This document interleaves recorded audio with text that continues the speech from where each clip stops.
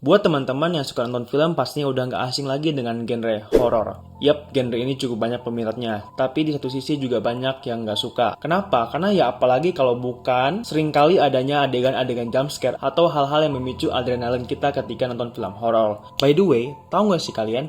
Ada beberapa film horor yang katanya terinspirasi dari kejadian nyata. Jadi beberapa tragedi atau kejadian di dunia nyata akhirnya menginspirasi terbentuknya film tersebut. Gila gak? Udah genre horor diangkat dari kisah nyata lagi. So tanpa berlama-lama lagi kita langsung akan bahas beberapa film yang katanya terinspirasi dari kejadian di dunia nyata. Film pertama berjudul The Autopsy of Jane Doe tahun 2016. Film ini menceritakan tentang dua orang ahli otopsi, ayah dan anak yang bernama Tommy si ayah dan Austin si anak, yang kedatangan seorang mayat perempuan cantik bernama Jane Doe. Kenapa demikian? Di Amerika sendiri, sebutan Jane Doe diberikan kepada mayat perempuan yang identitasnya disembunyikan atau belum diketahui. Sedangkan untuk pria juga ada nih, disebutnya John Doe. Jadi gampangnya Jane itu untuk perempuan, John bukan Johnny itu ya, maksud aku John itu untuk laki-laki. So ya, singkatnya mereka berdua tadi itu diminta kepolisian untuk mencari tahu apa nih penyebab perempuan tadi itu meninggal, si Jane Doe tadi. Namun, dalam proses autopsinya, malah ditemukan beberapa kejadian janggal di dalam bagian tubuh John Doe. Seperti ya adanya luka pada bagian dalam tubuhnya, tapi di bagian luarnya itu nggak ada luka jahitan. Jadi seolah-olah kok bisa lukanya dari dalam gitu loh.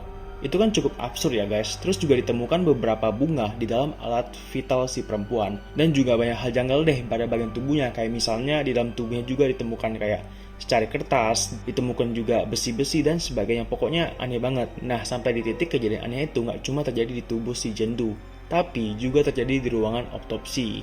Terus tau gak sih menurut aku yang paling serem itu apa? Coba bayangkan nih ya, kondisinya kita berdua, aku dan kamu, cie, disuruh nungguin mayat di kamar mayat tapi dengan kondisi mata terbuka. Nah ini nih yang terjadi sama si Jane Doe. Mata si perempuan itu nggak bisa ketutup guys. Jadi seakan-akan kayak dia ngeliatin kita gitu. Jadi kayak cinta segitiga gitu kan. Aku ngeliat dia, dia ngeliat kamu gitu. Oke, nggak lucu? So ya, meskipun film ini film fiktif, namun ide dari film ini terinspirasi dari kejadian nyata di Amerika tahun 1843. Saat itu di sana ditemukan seorang mayat perempuan yang tak memiliki identitas sama sekali. Nah, sejak itu juga lah julukan Jane Doe atau pemberian nama Jane Doe dan John Doe tadi diberikan kepada mayat perempuan atau laki-laki yang tidak memiliki identitas. Buat teman-teman yang belum nonton, nonton ya. The Shining tahun 1980. Siapa sih nggak kenal dengan Stephen King, salah satu novelis legendaris di dunia yang menciptakan banyak novel horor. Kalian tahu film It nggak sih? Yang badut jelek itu dan sebagainya. Kemudian salah satu novel favorit dari Stephen King ini adalah The Shining tahun 1977 yang akhirnya diadaptasi ke dalam sebuah film dengan judul yang sama, The Shining tahun 1980. Garapan sutradara terkenal bernama Stanley Kubrick. Itu si Om Kubrick tuh mantep-mantep tuh filmnya. Kalian coba nonton deh. Kayak ada juga tuh film yang judulnya A Space Odyssey tentang monyet gitu, terus ada A Clockwork Orange atau apa gitu deh, pokoknya itu bagus. Oke, kita balik dulu ke cerita. Nah, The Shining sendiri menceritakan tentang seorang penulis muda atau amatir yang bernama Jack, yang dimana ia mendapatkan pekerjaan sampingan untuk menjaga hotel Overlook di musim dingin. Karena pada waktu itu di musim dingin hotel ini tutup guys, jadi mereka memang gak terima tamu di musim dingin. Nah untuk itu si Jack dipanggil, ditawarin kerjaan untuk jaga si hotel ini. Dia juga membawa istrinya, si Wendy, dan anaknya Danny untuk tinggal bersama Jack di sana. Ya hitung-hitung liburan juga kan, gratis di hotel. Namun bukan ketenangan yang mereka dapatkan, melainkan kejadian-kejadian mistis yang perlahan-lahan muncul. Seperti tiba-tiba munculnya hantu anak kembar perempuan, terus Jack yang perlahan-lahan jadi gila, jadi stres, kurang healing mungkin. Terus juga ada hantu di ruangan pesta, kayak di ballroomnya gitu. Kemudian yang paling ikonik itu adalah kamar misterius dengan nomor 237. Film ini sendiri sebenarnya itu terinspirasi dari penulis aslinya, si Stephen King. Pada waktu itu, ia lagi liburan sama keluarganya, nginep di sebuah hotel yang bernama The Stanley Hotel di Estes Park, Colorado. Nah, kamar 237 tadi yang sebenarnya diplesetkan menjadi kamar 217 memiliki kisah horornya sendiri guys. Diceritakan pada waktu itu ada staf perempuan yang lagi mau bersih-bersih nih di dalam kamar itu. Terus dia bawa lentera gitu kan, karena mungkin nyari udara segar jadi dia buka jendela. Kemudian waktu dia bersih-bersih, nggak sengaja tuh lentera yang tadi itu jatuh. Kenapa? Rupanya di luar itu lagi badai. Api dari lentera tersebut tertib angin, maka tambah gede lah apinya kan. Si staf perempuan ini nggak sadar karena dia fokus bersih-bersih. Fokus banget pokoknya gitu kan. Sampai akhirnya waktu dia sadar udah telat. Ruangan itu malah kebakar dan meledak guys. Dan akhirnya staf perempuan tadi itu nggak selamat. Ia meninggal dalam ledakan di kamar 217 tadi itu. Konon katanya sampai video ini dibuat, hantu staf wanita tadi masih sering bergentayangan di kamar 217 untuk ngebersih-bersih kamarnya guys. Coba bayangkan guys, kita lagi nginap di sana, terus tiba-tiba waktu lu mau tidur, samping lu ada yang nyapu gitu kan. Kakinya nggak nyentuh tanah, kayak aneh banget gitu. Oke, nah selain itu juga ada hantu Stanley, si pemilik Hotel Stanley ini, yang dimana pada masa hidupnya dia orang itu humble banget. Dia suka bergaul dengan tamu, main golf, pokoknya dia seneng gitu deh bergaul sama masyarakat.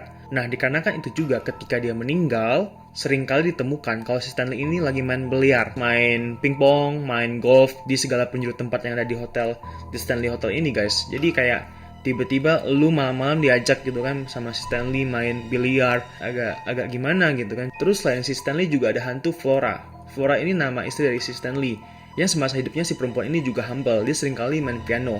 Makanya waktu dia meninggal, seringkali terdengar suara piano di ballroom. Kemudian juga ada lantai 4 yang cukup ikonik di Stanley Hotel ini. Kenapa? Karena lantai ini seringkali dipakai salah satu bangsawan untuk menginap di sana, kayak udah membership di hotel ini gitu kan. Terus waktu dia meninggal, katanya sih, di beberapa kamar hotel di lantai 4, seringkali ada penampakan orang itu kayak di belakang pintu kayak gini, terus mainin lampu guys, kayak tek-tok gitu di kamar mandinya. Kemudian juga ada hantu penampakan anak-anak di lorong, juga ada hantu yang paling unik nih. Dia suka ngajak tamunya untuk minum ram atau alkohol guys. Jadi misalnya kamu lagi di lorong lantai 4, terus tiba-tiba hantunya datang, dia bakal nawarin kamu, ngajak kamu minum gitu. Fix hantunya anak jaksel sih, suka nyekokin orang terus ntar dibungkus. Tapi balik lagi, dari semua kengerian yang ada, hotel tersebut kini menjadi tempat bersejarah di Colorado. Stanley Hotel ini memiliki desain serta arsitektur yang cukup megah pada zamannya, bahkan sampai sekarang guys. Dan juga hotel ini dikelilingi oleh sebuah gunung yang disebut dengan Gunung Rocky. Itu gunungnya cakep banget. Terus sampai sekarang turis-turis masih kok datang ke sana untuk menginap, sekedar untuk tahu sejarahnya dan sebagainya. Gimana? Apakah kalian tertarik?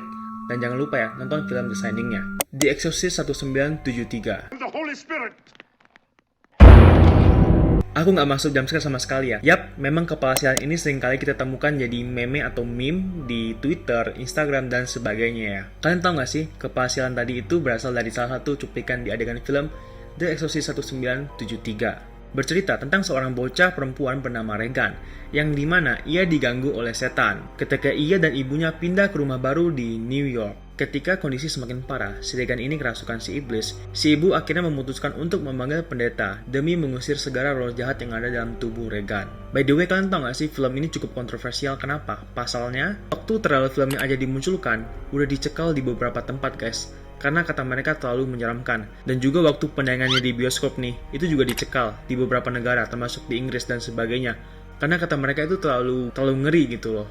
Selain itu juga, katanya film ini merupakan film yang terkutuk, terutama untuk pihak-pihak yang terkait dengan pembuatan film. Banyak dari mereka yang meninggal secara tragis guys. Pokoknya juga banyak kejadian dari proses development, syuting, pasca syuting, dan waktu film itu diputar. Dan yang paling membekas itu adalah kisah dari salah satu aktor di film ini, yang dimana ia melakukan bunuh diri setelah sebelumnya ia membunuh anak dan istrinya sendiri. Menurut kabar burung, film ini terinspirasi dari seorang bocah bernama Roland di Washington DC tahun 1940-an. Kematian bibi atau tante kesayangannya yang bernama Harriet adalah titik awal munculnya kejadian aneh di hidup Roland. Pasalnya, bibi Harriet semasa hidupnya dikenal sebagai seseorang yang cukup mendalami ilmu-ilmu hitam gitu guys, atau ilmu-ilmu spiritual. Dan sebelum dia meninggal, sempat-sempatnya nih dia ngajarin si Roland untuk main papan Ouija, atau nggak sih? Papan yang katanya itu bisa digunakan untuk berbicara dengan arwah. Nah, dia ngajarin keponakannya main gituan loh. Gila nggak tante ini? Pokoknya semenjak tante Harriet ini meninggal, si Roland tadi itu sering tuh main papan Ouija. Kenapa? Ya karena mungkin kangen gitu kan, pengen ngomong sama tantenya. Kita nggak tahu apakah dia sadar atau nggak si Roland ini. Intinya sampai di titik pada suatu hari, Roland ini habis main papan Ouija, dan tiba-tiba terdengar suara garukan dari dinding kamar si Roland. Tak cuma itu, beberapa waktu ke depan juga terdengar suara keran air, tiba-tiba hidup, tiba-tiba mati gitu ya, you know lah guys. Jadi suatu malam tuh si Roland tidur, dari dalam selimutnya, tiba-tiba kaki Roland ditarik dong, nggak tahu sama apaan. Kejadian-kejadian aneh menimpa Roland pada akhirnya membuat kedua orang tua Roland khawatir kepada si anak. Dan mereka pun akhirnya memanggil Pastor Edward atas izin dari gereja Katolik untuk melakukan eksorsis atau penggusuran setan yang ada dalam tubuh si Roland. Jadi Roland ini udah parah banget guys. Namun sialnya pengusiran pertama itu gagal total.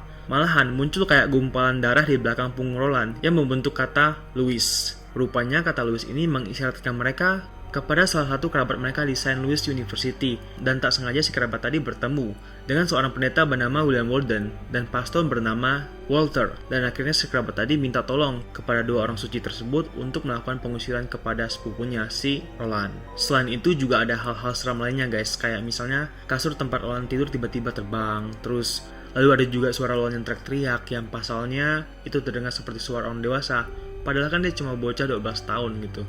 Terus yang paling unik lagi, gumpalan kayak sebelumnya tuh muncul di belakang punggung Roland, dan kali ini bertuliskan angka 10 dalam bentuk Romawi kayak X gitu ya, yang mengartikan kalau ada 10 ekor iblis masuk dalam tubuh Roland guys. Gimana gak gila ya, bocah umur 12 tahun dimasukin 10 iblis, mati gak lo? So gimana menurut kalian guys, apakah kalian pernah nonton film ini atau gimana pandangan kalian? Kemudian ada Flight 7500 tahun 2014. Mungkin kalian udah sering dengar kali ya tentang cerita tragedi penerbangan Helios 522 di tahun 2005 silam. Kejadian ini bermula dari human error, yang pada awalnya awak di darat atau kru di darat itu mengaktifkan atau mengubah tekanan pesawat ke mode dari yang otomatis ke manual untuk ngecek ada nggak sih kebocoran oksigen. Jadi ya kayak pengecekan pada umumnya aja gitu loh. Sayangnya setelah pengecekan selesai, mereka lupa untuk mengubah mode kembali ke mode otomatis. Puncak masalahnya adalah ketika mereka berada di udara dan para anggota kru sama sekali nggak ada yang tahu nih kalau sistem udaranya belum diubah ke mode otomatis, yang dimana efeknya itu adalah tekanan udara dari dalam pesawat menipis. Perlahan-lahan seluruh awak kapal dan kru akhirnya mulai kehabisan oksigen. Terus juga capek gitu guys, soalnya nggak ada oksigen yang masuk. Ketika Field sadar nih kalau itu ada masalah, dia langsung cepat-cepat kontak kru yang ada di darat. Nah, waktu dia mau dikasih tahu nih prosedur apa yang harus dilakukan, dianya malah pingsan. Ya namanya juga udah nasib ya, mau gimana pun tetap terjadi gitu. Akhirnya mereka pun meninggal kehabisan oksigen di dalam pesawat. Namun naasnya ketika dilakukan pemantauan oleh jet dari pemerintah, pesawat itu masih terbang begitu aja guys. Jadi kayak ada mode autopilotnya. Mereka terus terbang sampai akhirnya kehabisan bensin dan menabrak sebuah gunung. Lalu semua orang sana tewas dalam penerbangan. Nah dari sini juga tuh julukan pesawat hantu diberikan kepada si Helios tadi. Cerita dalam film Flight 7500 memang terinspirasi dari kejadian nyata dan tragedi tadi. Film ini menceritakan tentang penerbangan dari Los Angeles ke Tokyo, yang mana ketika mengudara terjadi kesalahan pada sistem oksigen, persis kan kayak cerita aslinya. Lalu berlanjut pada kematian salah satu penumpang yang akhirnya merujuk pada banyaknya teror yang terjadi di dalam pesawat. So buat teman-teman yang belum nonton, aku persilakan untuk nonton. Kenapa? Karena kalian bakal terkejut dengan plot twist yang ada. Film terakhir adalah Incantation tahun 2022 yang baru aja rilis itu guys. Film ini berasal dari Taiwan dan belakangan ini memang lagi viral ya di Indonesia. Siapa juga yang gak shock dengan adegan-adegan di dalam gore dan menyeramkan banget, apalagi kultus sesatnya itu loh kayak. Nah, film ini sendiri menceritakan tentang seorang wanita bernama Lee Ronan yang melanggar tabu atau kepercayaan suatu agama sesat.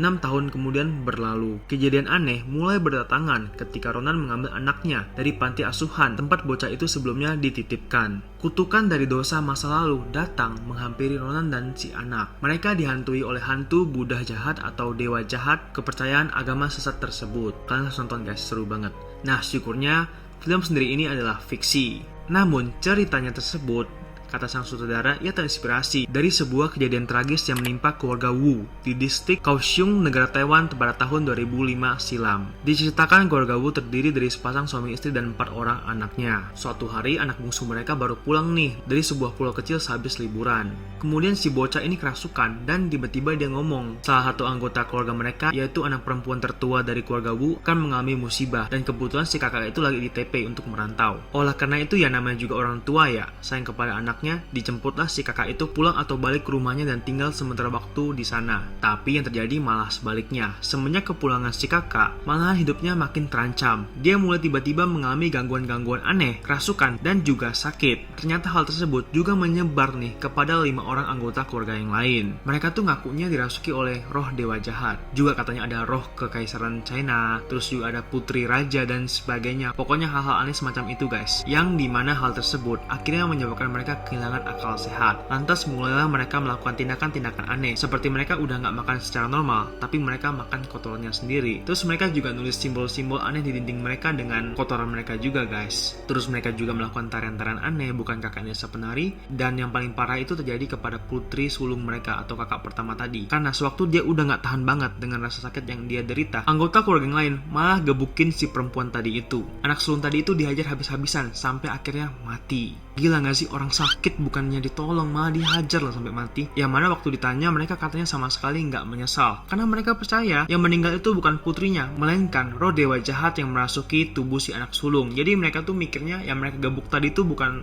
anaknya, tapi si roh dewa jahat. Ya aneh ya, gimana bisa gitu kan. Dan mereka tuh yakin banget dengan kematian anak sulung tadi itu, roh jahat dalam rumah mereka bakal pergi, kata mereka. Pokoknya pada waktu itu chaos banget guys. Bahkan sampai tetangga dan keluarga Wu yang lain sama sekali nggak mau nyapa dan berinteraksi kepada mereka. Soalnya mereka juga takut kalau one day mereka bakal jadi korban dari hal aneh yang menimpa keluarga Wu ini. So, gimana teman-teman? Dari beberapa film yang aku bacakan, apakah dari kalian yang udah nonton semuanya? Ataupun kalian sebenarnya nggak tahu dan baru tahu sekarang? Coba tulis komen ya, aku mau baca. Oh iya, kalian juga bisa request aku untuk bahas apa ya. So, ya makasih yang udah nonton. Kalau suka kalian boleh like dan sharing. Kalau nggak suka, ya udah bodo amat. Bye-bye.